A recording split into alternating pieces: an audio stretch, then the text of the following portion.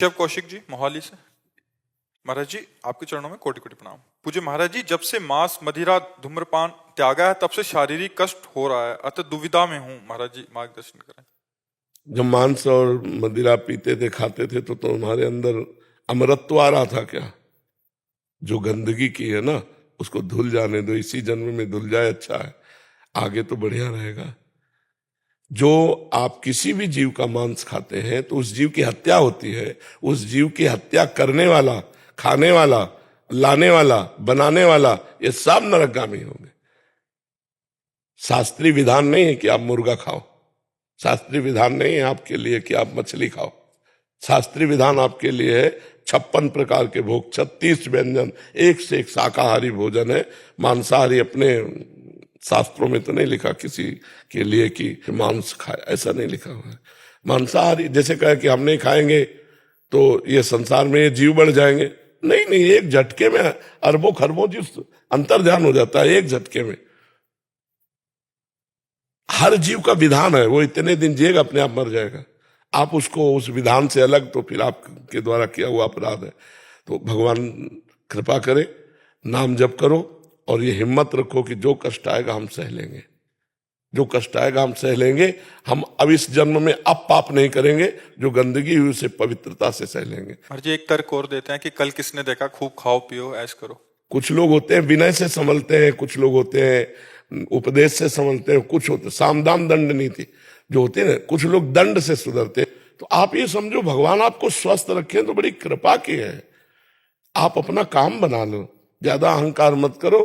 जैसे पत्ते में लटका हुआ बूंद गिरेगा गिरेगा, जैसे पानी का बुलबुला फूटेगा फूटेगा, अंजुली कस के पकड़ के पानी बांध लो, वो निकल ही जाएगा। ऐसे ही तुम्हारी आयु चली ही जाएगी, चाहे गंदे आचरण करो चाहे अच्छे आचरण करो।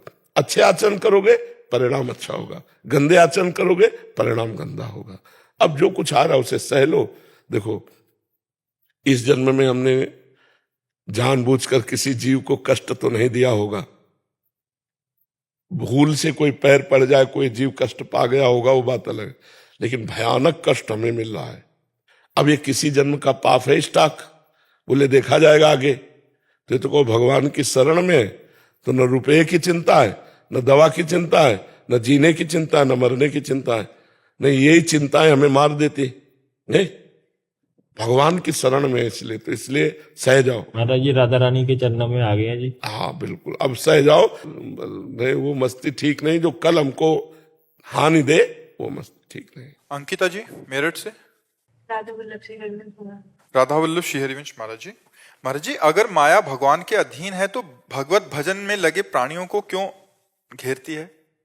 जब तक अहंकार पूर्ण रूप से समर्पित नहीं हो जाता तब तक ये माया बाधा पहुंचाती रहती है। और जब अहंकार भगवान के चरणों में समर्पित हो जाता है तो माया बाधा नहीं, माता की तरह दुलार करती है। भक्तों के जीवन में दो पक्ष होते हैं। एक होता है जब तक अहंकार शेष रहता है तब तक परीक्षा होती रहती है, और जब अहंकार पूर्ण समर्पित हो जाता है तो गोद में ले लेते हैं। कोई भी भक्त का जीवन आप पढ़ के देखो, उसमें दो पार्ट होंगे। एक होगा उनकी कड़ी परीक्षा और एक होगा उनका फला फूला जीवन, बड़ा आनंदमय जीवन, बड़ा प्रकाशमय जीवन। तो अहंकार जब तक बना रहता है तब तक ये माया फिर प्रश्न करती है। जैसे देवऋषि नारद जी भक्त है, एक बार उनको अहंकार हो मैं काम विजयी हूं, तो भगवान ने रचना रच दी, फिर वो बड़े विचित्र दशा हुई, कथा कई बार सुना चुके हैं। तो जब भक्त के हृदय में अहंकार रहता है तब माया का प्रभाव रहता है, और जहां अहंकार रहित हुआ तो भक्ति ही भक्ति है, माया है नहीं। अहंकार चाहे अभी समर्पित कर दो, चाहे पीट के समर्पित कर देना, समर्पित हुए बिना माया पीटती रहेगी। काम क्रोध लोभ मोह मद मत्सर ये अहंकार में ही आते हैं, अहंकार रहित हृदय में नहीं। तो भक्तों को सताती कहाँ, में बताओ कहाँ सता रही? महाराज जी, कभी भजन में बहुत मन लगता है, बहुत अच्छे से भजन होता है, मन शांत होता है, फिर धीरे धीरे परिस्थिति बस किसी कारणवश भजन कम होने लगता है। अगर भजन कम हो तो भक्त किस बात का? हमें बात बताओ। हमें सबसे अच्छे प्यारे भगवान लगे और सबसे बड़े भगवान लगे और सबसे महत्वशील भगवान लगे, तो अब हमका कौन सी ऐसी वस्तु व्यक्ति स्थान है जो भगवान से अलग कर दे? कमी हमारी है, हमने भगवान को इतने नीचे स्थान पर रखा है, और भक्त कहलाते हैं अपने को, कि अगर अच्छा भोजन मिल जाए तो भगवान को छोड़ देंगे। अगर हम भोजन में रुचि पूर्वक पा रहे हैं, भगवान का विस्मरण हो गया तो छोड़ दिया ना। छोटे से किसी घटना में भगवान को छोड़ देंगे, किसी व्यक्ति से बात करने में भगवान को छोड़ देंगे, तो हमने भगवान को पकड़ा कहां है? त्रिभुवन की राज्य लक्ष्मी देने पर भी जो आधे पल के लिए भगवान को ना भूले, उसे भगवत भक्त कहते हैं। त्रिभुवन की राज्य, तो अभी भक्त कहां हुए? ये हमारी मना स्थिति है कि हम भगवान को बहुत नीचे स्थान पे रखे। आप हमें बताओ, इस बात को चिंतन करके बताओ। कोई व्यक्ति मिला, उससे बात के भगवान को भूल गए, तो व्यक्ति श्रेष्ठ हो गया ना, भगवान हल्के हो गए ना। भोजन अच्छा मिला, भगवान को भूल गए, भोजन श्रेष्ठ हुआ ना, भगवान हल्के हो गए ना, भगवान उससे नीचे हो गए ना। कुछ रुपया पैसा, लेन देन, खान पान, भोग सुख सामग्री, जब ब्रह्मादिक के भोग सब विश्वम लागत ताई, नारायण ब्रजचंद की लगन लगी है जाए। त्रिभुवन का कोई भोग, कोई सुख भगवान का विस्मरण ना कराए तो उसे भक्त कहते हैं। अब बोलो, ऐसे भक्त पर क्या परेशानी है? महाराज जी, गृहस्थ जीवन में अगर किसी भोजन बनाते वक्त या अतिथि के आ जाने पर, गोपियों को जानते हो क्यों महापुरुष कहा गया? गोपियों को बड़े बड़े संत, बड़े बड़े परमहंस, उनकी चरण वंदना, कि वो हर कार्य में भगवान का स्मरण करती थी। हम रोटी बना रहे, कृष्ण कृष्ण कृष्ण कृष्ण, राधा राधा राधा राधा राधा, क्या परेशानी? हम परोस रहे हैं, सामने भगवान देख रहे हैं, अपने रिश्तेदार, अपने अतिथि, अपने परिवारजनों को बड़े प्यार से पवा रहे हैं, प्रभु इस रूप में पा रहे हैं, राधा अंदर चल रहा, क्या परेशानी? महत्व बुद्धि ना होने के कारण। महाराज जी अभी ऐप में जैसे रिमाइंडर आ गया 15 मिनट पे, तो महाराज जी अगर 15 मिनट ये क्या होता है? राधा नाम का रिमाइंडर लगा दिया कि जैसे आप कहते हैं ना 5-5 मिनट में नाम जप करें, तो एक खत्म होगा। ऐप में हमने वो डाल दिया है। अच्छा। महाराज जी आपकी आवाज में वो राधा वल्लभ श्री हरिवंश हर 15 मिनट। हाँ, तो वो जुड़े रहे। अगर हमारी एक इंद्री जुड़ी ना, श्रवण इंद्री, तो भी हम जुड़े हैं, प्रभु से जुड़े हैं, और ये निरंतरता चलती रहेगी तो कोई माया नहीं। महाराज जी पूरा प्रयास करते कि बस अभी नाम जप ही करना, नाम जप करना, कि हाँ हर श्वास के साथ में नाम जप करना। देखो बच्चा, हम समझ रहे हैं तुम्हारी बात, क्योंकि ये प्रश्न तुम्हारा नहीं, लाखों का प्रश्न है। ये लाखों का प्रश्न है कि हम प्रयास करते हैं लेकिन असफल रहते हैं। क्यों? क्योंकि अभी नाम में हमारी उतनी महत्व बुद्धि नहीं है बच्चा।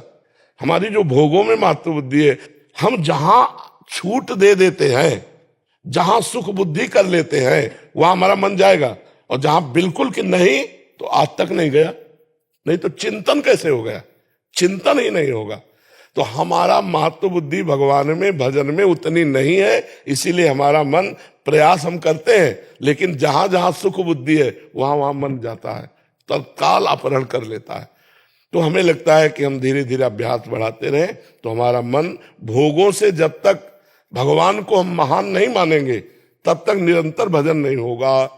तो ऐसे ही हमारा जो मन, हम कहते हैं कि हम बहुत प्रयास किए भजन का, लेकिन हम निरंतरता नहीं ला रहे, उसका कारण है हमारे मन में और सुख कोई है जो भगवान से बड़ा है। ढूंढ लो आप अंदर। नहीं, भगवान से बड़ा सुख जिस समय कोई नहीं रहेगा, उस समय भजन धुआंधार चलेगा।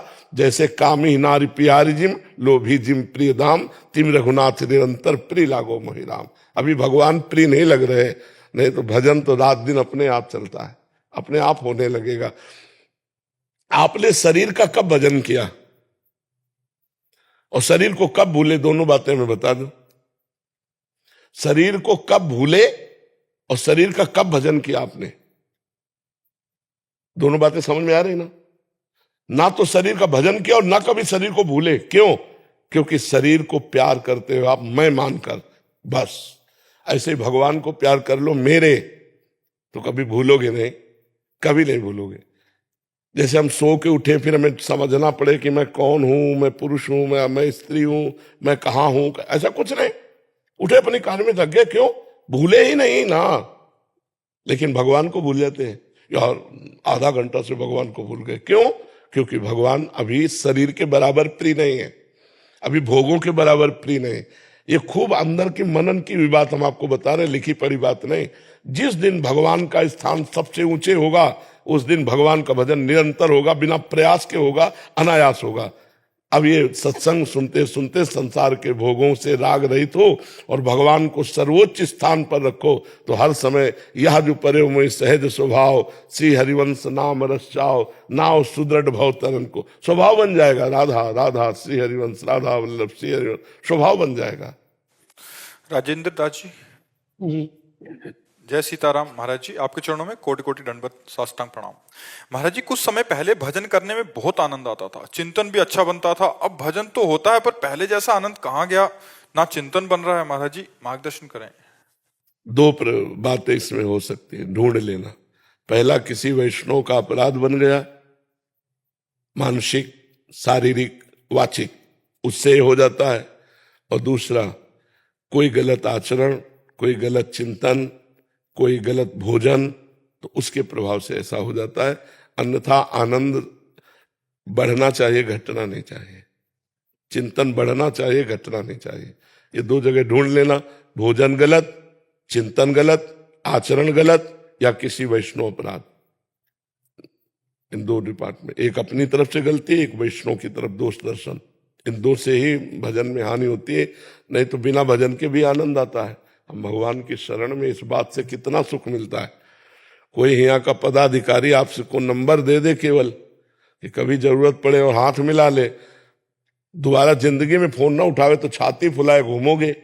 और अनंत ब्रह्मांडों का मालिक कह रहा है, योगक्षेमम भाम्य हम केवल अनन्यस चिंतयन्तो माम। हम उनके दास है, फिर हमारे हृदय में उदासी हो, शोक हो, ऐसा कैसे हो सकता है?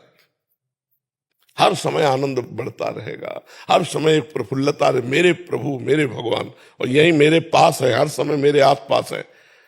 कहो सो कहां जहां प्रभु नाए, तो आनंद की कमी क्यों? या तो हमारे द्वारा गंदा आचरण कोई, या फिर हमारे द्वारा कोई वैष्णव अपराध। वही गंदा आचरण में खान पान, व्यवहार, देखना सुनना, भोगना, इनको देख लो, और या फिर कोई संत महात्मा के प्रति दोष दर्शन, तो भजन रुक जाएगा। ओम प्रकाश जी, मध्य प्रदेश। राधे राधे। राधे राधे। महाराज जी, आपके चरणों में कोटि कोटि प्रणाम। गुरुदेव, जब हम पूर्णतः निष्पाप हो जाएंगे तो हमारा शारीरिक और मानसिक व्यवहार संसार के प्रति कैसा होगा? भगवत स्वरूप, स्वयं में भी भगवत भाव और सामने भी भगवत भाव, भगवदाकार वृत्ति रहती है। जो अभी हमारी भेद बुद्धि रहती है ना, नानात्व की, स्त्री पुरुष, उत्तम अधम, ऐसा रहता है ना, फिर एक भगवदाकार वृत्ति रहती है। वो अनुभवगम्य है, वाणी के द्वारा नहीं बताई जा सकती।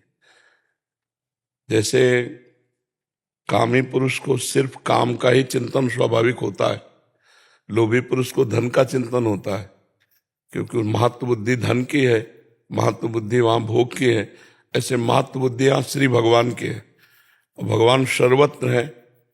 ये अनुभव, जब भगवान की लीला कथा सुनी जाती है, नाम जप किया जाता है, नाम कीर्तन किया जाता है, तो अंतःकरण भगवदाकार हो जाता है।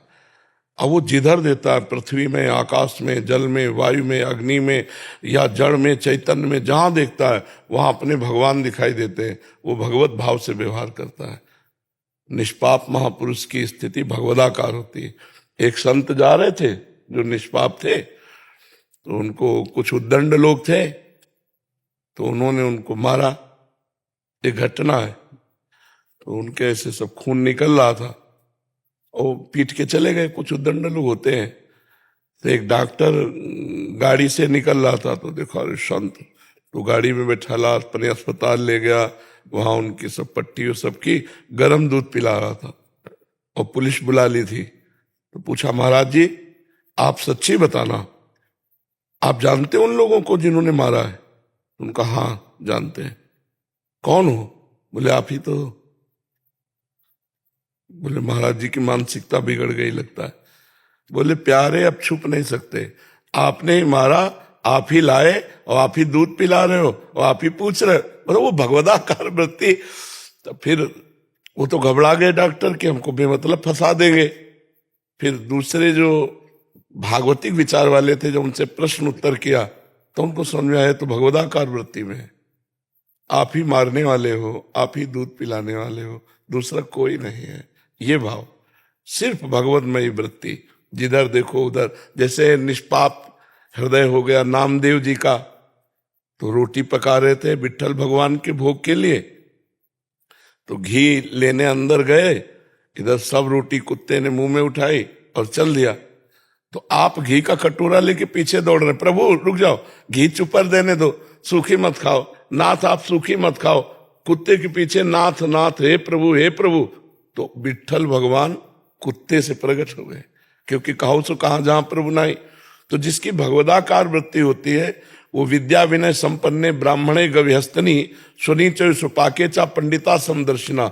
विद्या विनय संपन्न ब्राह्मण में अर्थात परम पवित्र में, कुत्ते में, चांडाल में, हाथी में, गाय में, वो एक ही परमात्मा को देखकर व्यवहार करता है। समदर्शिना, सब जगह अपने प्रभु को देखता है। निष्पाप हृदय का लक्षण ये है। समझ पाए आप? बाबा एक अपराध हो गया मेरे से। मैं आप यहाँ से चरण पादुका लेके गया था आपसे, आपका प्रसाद करा के। उसमें क्या है, सितारे हैं और वो गढ़ रहे हैं, तो मेरे को लग रहा कि मेरी वजह से आपको गढ़ रहे हैं, मेरे को सितारे पादु महाराज जी वो मोती लगे होंगे तो इनको लग रहा होगा कि अपनी भावना में कि गुरुदेव पहन रहे होंगे। कि मेरे वजह से आपको नहीं, तो उसमें आप उसमें भाव बदलो, उसमें भाव ये बदलो कि महाराज जी का एक्यूप्रेशर जब होना होता है तो इसमें चल भावना ही तो करनी। महाराज जी का स्वास्थ्य बिगड़ा है तो ये भगवान ने इसलिए लगा दिए कि वो जब ये पहनेंगे तो उनका एक्यूप्रेशर हो जाएगा, बस हो गया। आप मेरी वजह से आपको कांटा चुभ जाए, मैं जैसे नहीं, आपका भाव बहुत सुंदर है, भगवान आपके भाव की रक्षा करे। हम भाव को, भाव वही है जो निगेटिव न जाने पाए, पॉजिटिव ले आवे, हर भाव को पॉजिटिव ले आवे। भक्त का लक्षण होता है हर भाव को सकारात्मक लेना।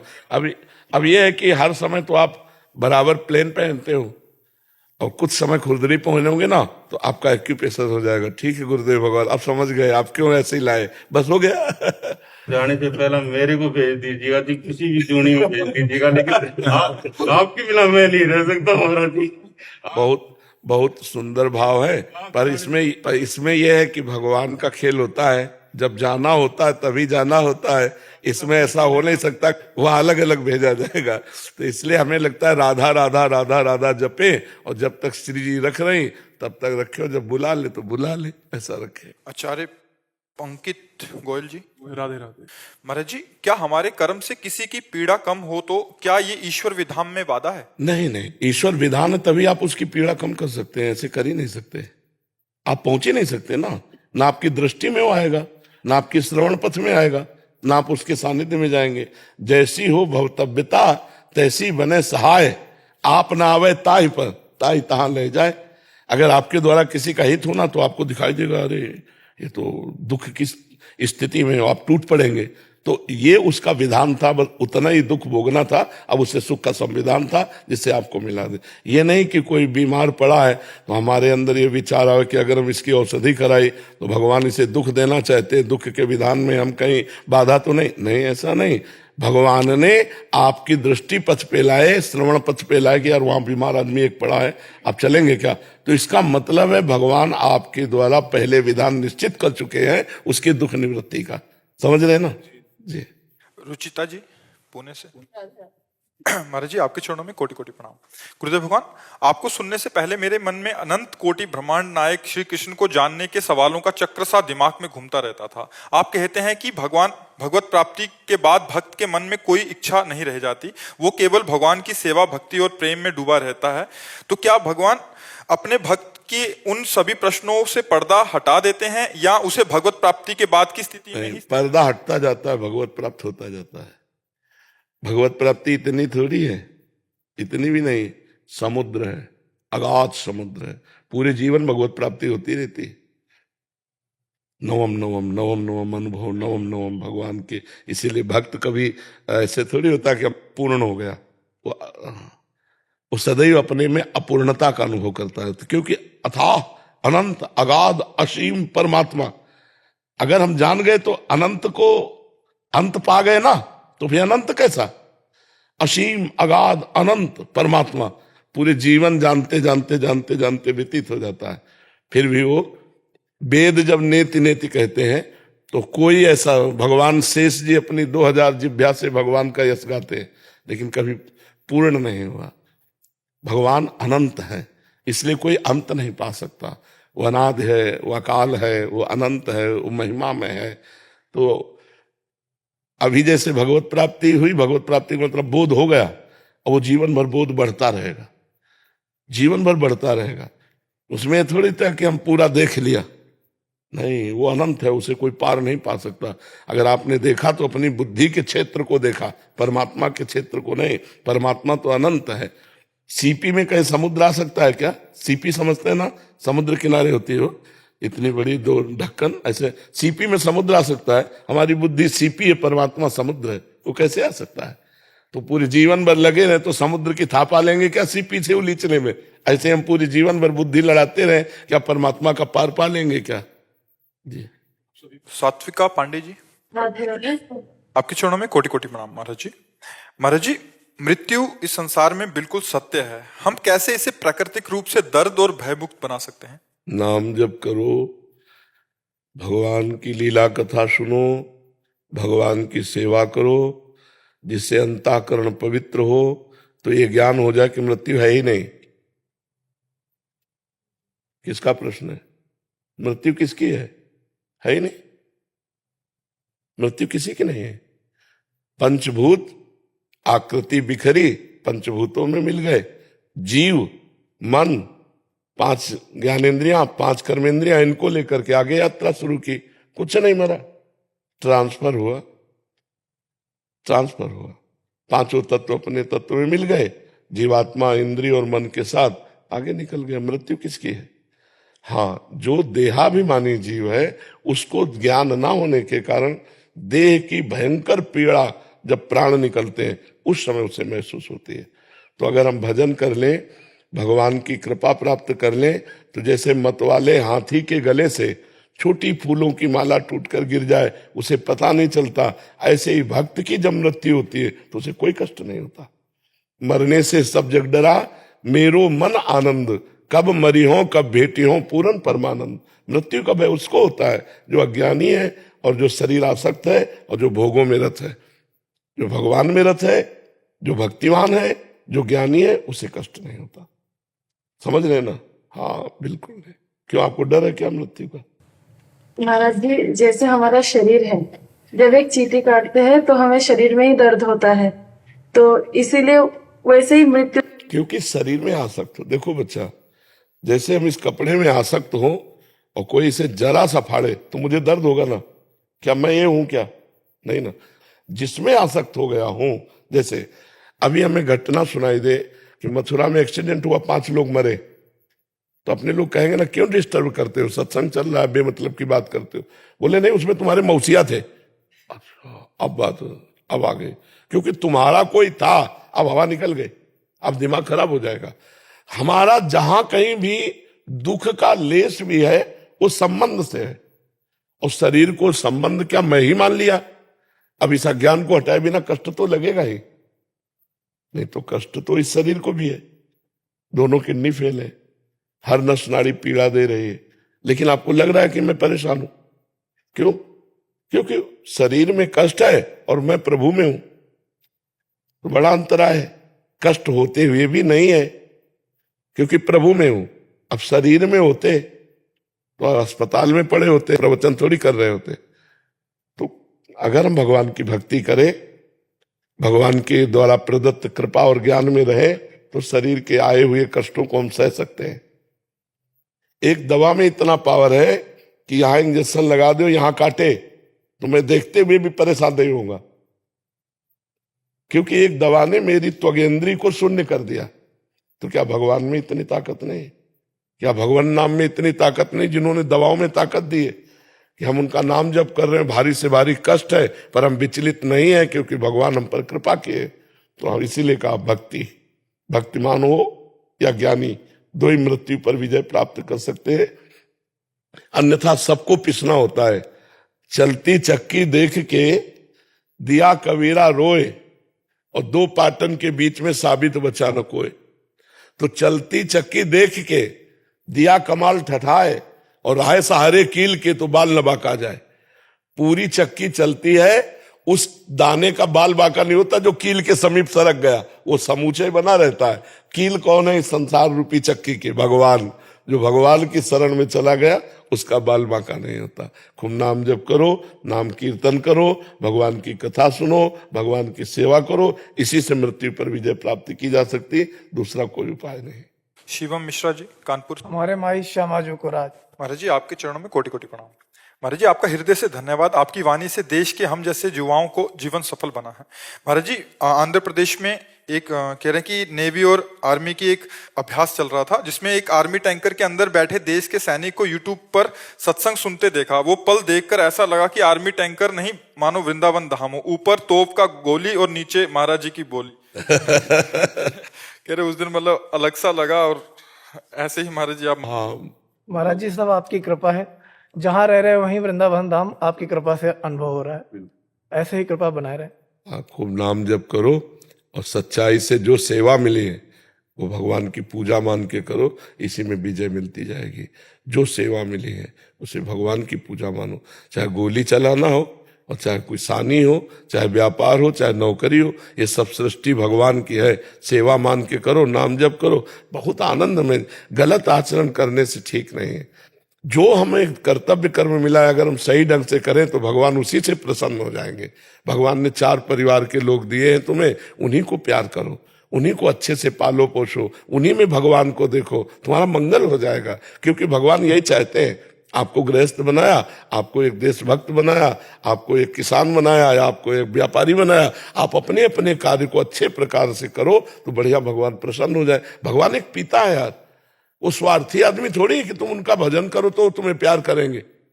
समझ रहे हो कि नहीं? वो एक पिता है, पर अगर आप भजन करोगे तो आपकी बुद्धि शुद्ध रहेगी और आप सही कार्य कर पाओगे। भगवान तो अब भी आप पर प्रसन्न है, भगवान तो घोर पापी पे भी प्रसन्न है। भगवान कभी बुरा करते हैं क्या किसी का? अपने कर्म कर रहे हो वही तुम्हारा बुरा कर रहे हैं। तो हमें लगता है कि हम अपने कर्तव्य को पूजा माने और नाम जप करें तो जहां भी है हम आनंदित तो रहेंगे। तो ये माया का खेल है, बहुत सावधान, धर्म से चलो तभी आनंद का अनुभव होगा। गजानन श्रीमंत शिंदे जी। महाराज जी, आपके चरणों में कोटि कोटि प्रणाम। महाराज जी, क्या ध्यान किए बिना चित्त की वृत्ति जानी जा सकती है? नाम जप और ध्यान में क्या अंतर है? नाम जप से जानी जा सकती है।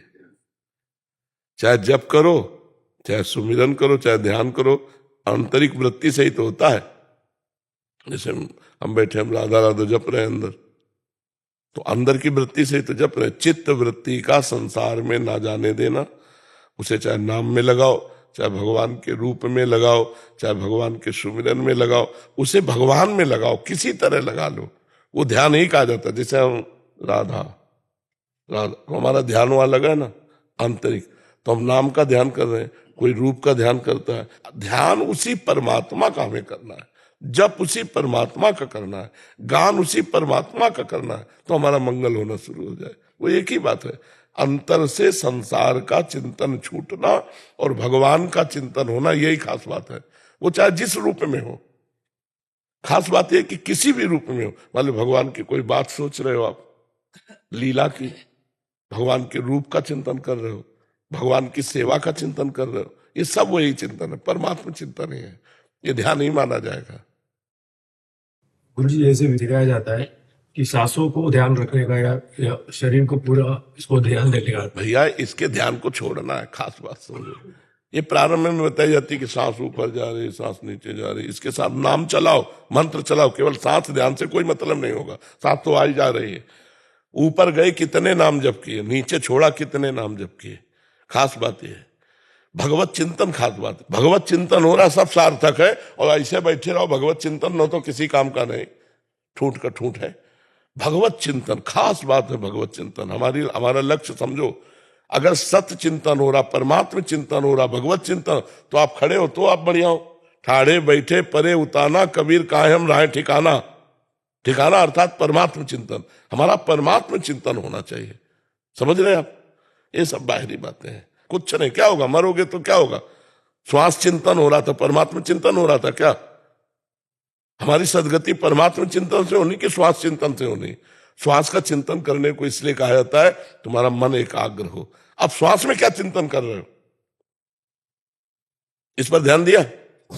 सांस में चिंतन ये हो रहा है कि जानकारी पा रहा हूँ। जब मैं किसकी जानकारी? मेरा स्वभाव अगर चिड़चिड़ा हो जाता है, कोई गुस्सा आ जाता है, सांसें बढ़ जाती है। और वही ये कुछ नहीं है यार, कुछ नहीं है। तुम सांसों के बाद 1400 वर्ष का चांगदेव योगी था जो ज्ञानदेव जी के समीप गया। तुम तो श्वास है केवल गिनने की बात करो, उसने मृत्यु के समय समाधि लगा के पार कर दिया मृत्यु के समय। 1400 वर्ष का ज्ञानदेव जी ने यही कहा, तो कोरा है अभी, 1400 वर्ष का है लेकिन कोरा है अभी, परमार्थ में बच्चा है, तो किसी काम का नहीं।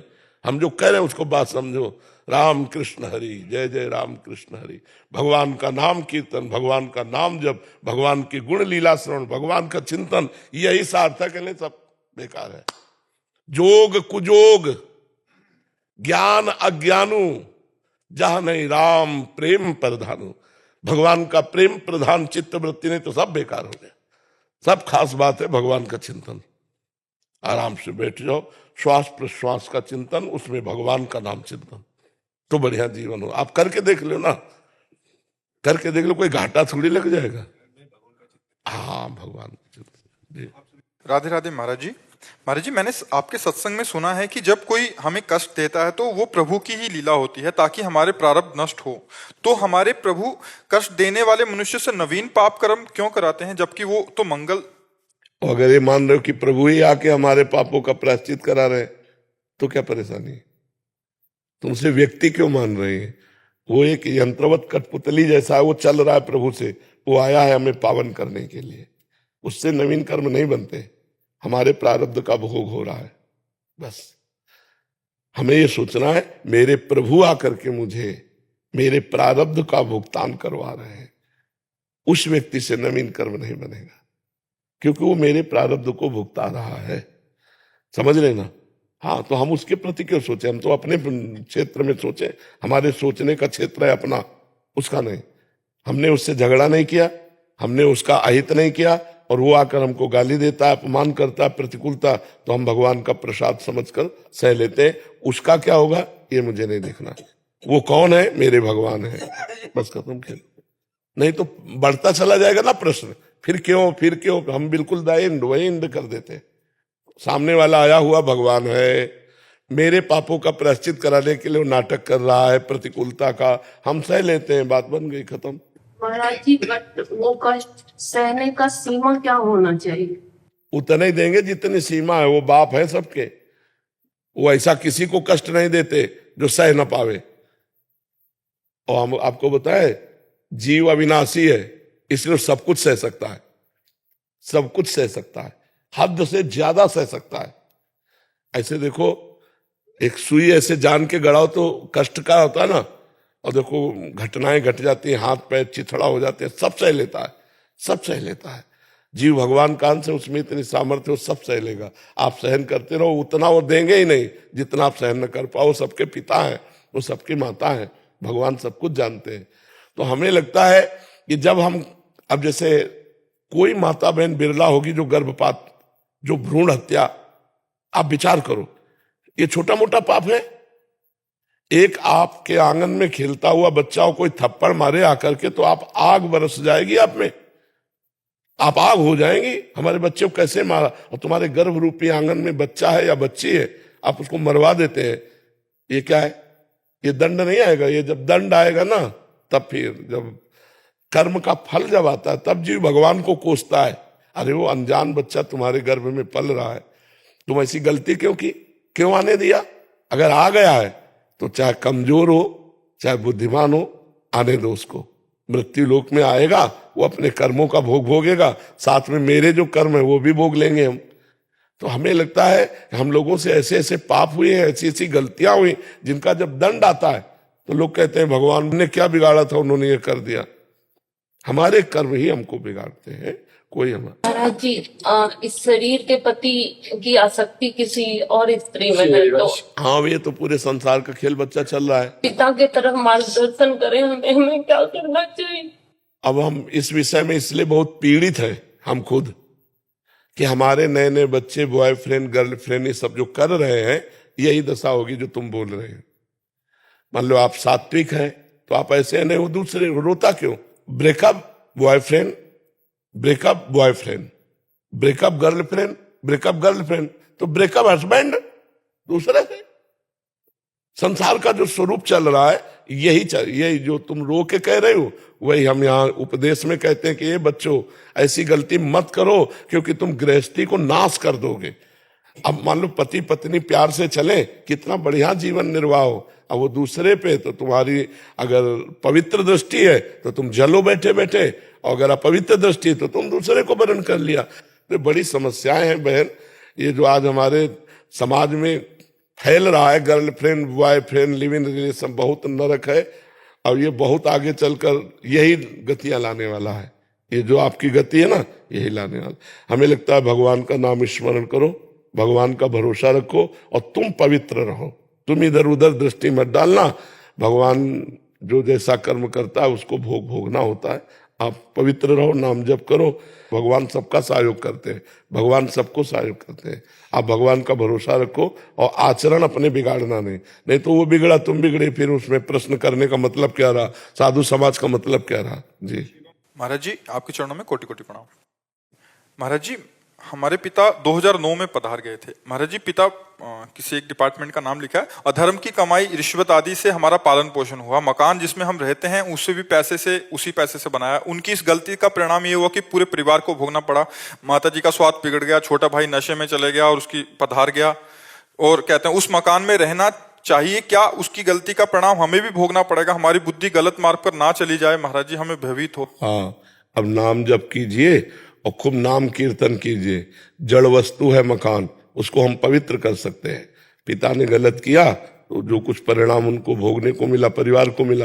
अब नाम कीर्तन, भगवान की कथा वार्ता, भगवान की आरती पूजा, शंखनाद, अगरबत्ती धूप बत्ती का धुआं, तो पूरा मकान पवित्र हो जाएगा। गंगा यमुना जल छिड़क दे, कभी किसी संत महात्मा को बुलाकर बैठाल के पवा दे, उनकी जूठन गिरे, घर पवित्र हो जाएगा।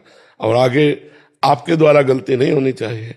महाराज जी, आपके सत्संग और आपके मार्गदर्शन के द्वारा यही समझ में आया है कि अब जो हो गया उसको तो बदला नहीं जा सकता, लेकिन हम अब अपने भोग के लिए ना उस पैसे को इस्तेमाल करें, ज्यादा से ज्यादा सेवा में उस पैसे को दें, ज्यादा से ज्यादा दूसरों की मदद, चाहे वो पशु, जैसा आप बोलते हैं कि पशुओं की सेवा करिए, आप बीमारों को। बहुत सी ऐसी गौएं हैं, बछड़े हैं, सांड हैं जो भूखे प्यासे टहल रहे हैं, या बहुत सी ऐसी गौशालाएं हैं जिनको सुविधा नहीं पहुंच पाती है। अगर इस तरह का धन है तो ऐसे दे देना चाहिए जिससे गौ सेवा हो। वो जो हमने दूसरे का शोषण किया तो किसी का पोषण करेगा, तुम्हारे पिता को भी आनंद मिलेगा। जी हाँ, एक उनके प्रति भी लगता है कि उनका मंगल हो, वो जहाँ पे भी गए हैं। पर हमको ये बहुत अच्छा लगा कि आप जो सावधान हैं और आप अपनी बात बता दिए।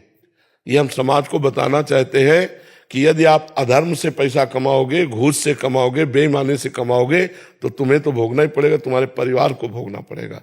हाँ बिल्कुल, इसलिए भले 100 रुपया कमाओ, मूंग की दाल और रोटी खाओ, साइकिल से चलो, लेकिन तुम्हारा परिवार बहुत बढ़िया रहेगा, तुम्हारा जीवन तो अच्छा रहेगा, तुम्हारा परिवार भी बहुत सुसज्जित हो जाएगा। और अधर्म से कमाओगे तो देखो, बुरे कर्मों के द्वारा कमाया हुआ धन कभी सुख नहीं दे सकता, वो जलाएगा, पूरे जीवन जलाएगा तुम्हें। ये बाहरी जो बेईमानी का पैसा है, निर्दोष को आप दंड दे दिए और दोषी को बख्श दिए, तो पैसा आके आपके आग नहीं लगाएगा।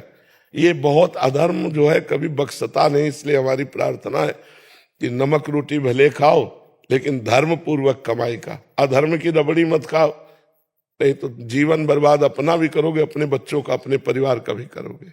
महाराज जी, हम तो बस आपने निहाल कर दिया, मतलब आपने जो नाम दिया है, आपने जो धाम दिया है, आपकी नाम जप करो, और जो अर्थ आपकी सेवा से ज्यादा है वो गौ सेवा में दे दो, अन्य सेवाओं में दे दो, और धर्म पूर्वक चलो। धर्म से जीने में शांति है, सुख है, आनंद है। अधर्म में अशांति है, दुख है, क्लेश है। शुभम गांधी जी। श्री हरिवंश। श्री हरिवंश महाराज जी। महाराज जी, आपकी वीडियो से प्रेरणा लेकर नाम जप करते हैं, मन शांत होता है और अच्छा भी लगता है। ऐसा लगता है जो होगा श्री जी की मर्जी से होगा। पर कुछ आपकी ऐसी वीडियो भी हैं कि जिसमें आप कहते हैं कि बहुत मोटिवेट करते हैं कि कम सो, मेहनत करो, और कहते हैं मोटिवेट होकर हम अपने काम में ध्यान देने लग जाते हैं और मेहनत करने लग जाते हैं। तो उस काम को भगवान को समर्पित कर दो। महाराज जी, बस ये होता है कि जब उस काम का फल हमारी इच्छा अनुसार नहीं होता, इच्छाएं जुड़ने लगती है, थोड़ा मोह माया में मन होता है कि अभी इतना पैसा आया, थोड़ा और आ जाए, थोड़ा ये भी कर ले, थोड़ा तो निराशा होती है। इसमें थोड़ी समझौता कर लो। कार्य करने में समझौता मत करो। अपना प्रयत्न और भगवान की कृपा और फल में समान भाव, तो तुम महात्मा हो जाओगे। अपना प्रयास, भगवान की कृपा और फल में समान भाव। सुख दुखे समय कृत्वा लाभा लाभो जया जयो। सुख दुख में, लाभ हानि में, जय पराजय में, इसमें यदि समान भाव कर पाओ कि हार तो हो गई लेकिन इसमें कोई मंगल विधान भगवान का है। जैसे हमारे मन के प्रतिकूल हुआ और हम तुरंत सोचा इसमें भगवान की कृपा है।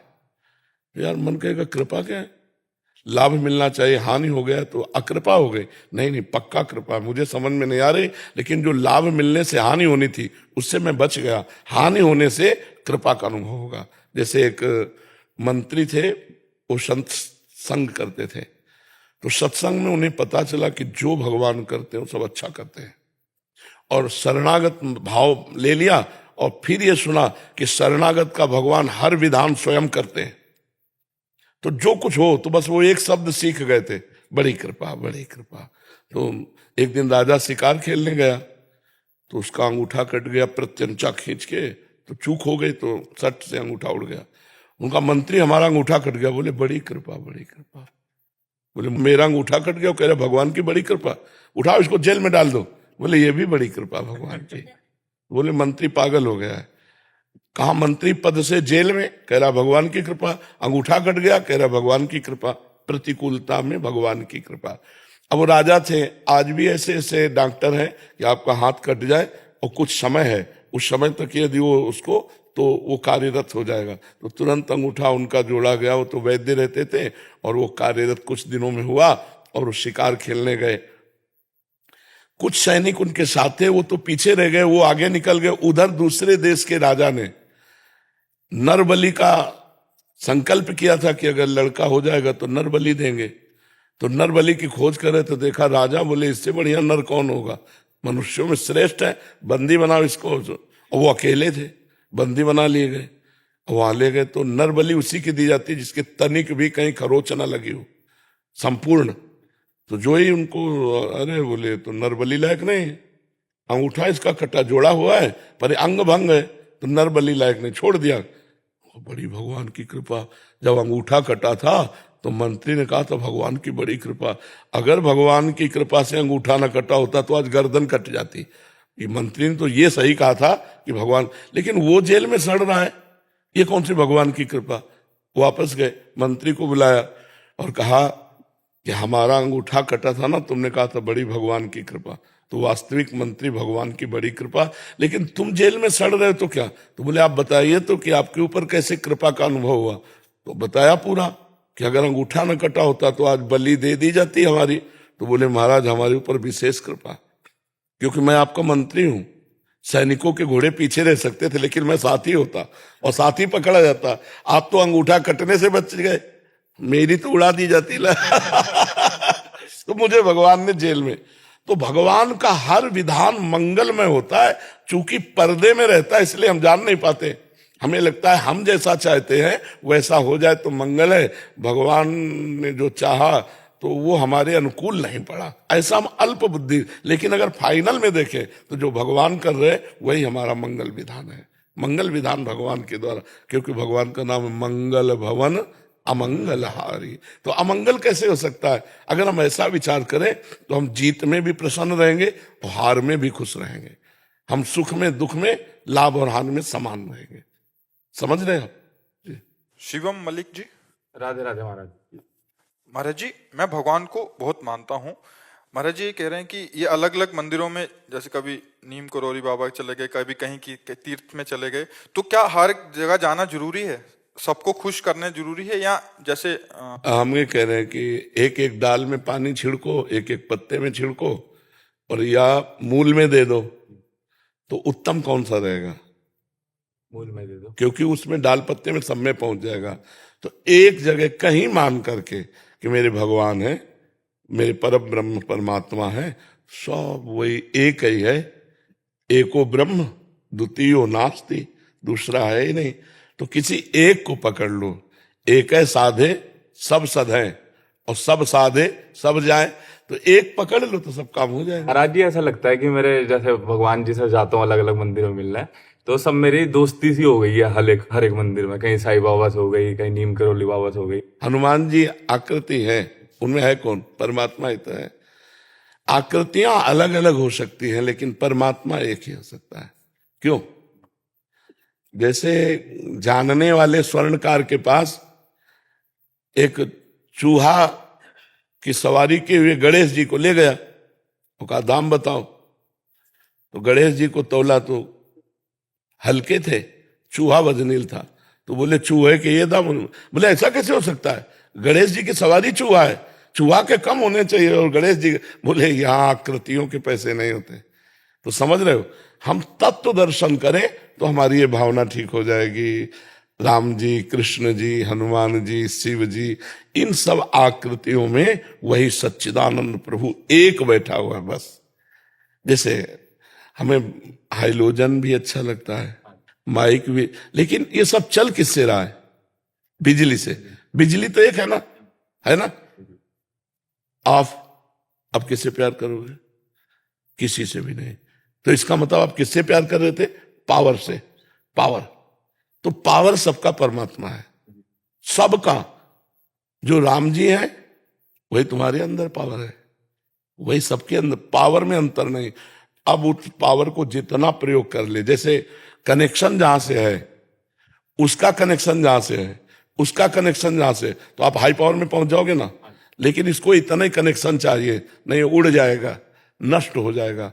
तो हमारे अंदर परमात्मा पावर है, अब हम जितना जागृत कर पावे उतना ही है। तो हमको ये ज्ञान रखना चाहिए कि आकृतियां बहुत हो सकती हैं लेकिन इसमें पावर एक ही है, परमात्मा एक ही है, तो हमें कोई परेशानी नहीं पड़ेगी।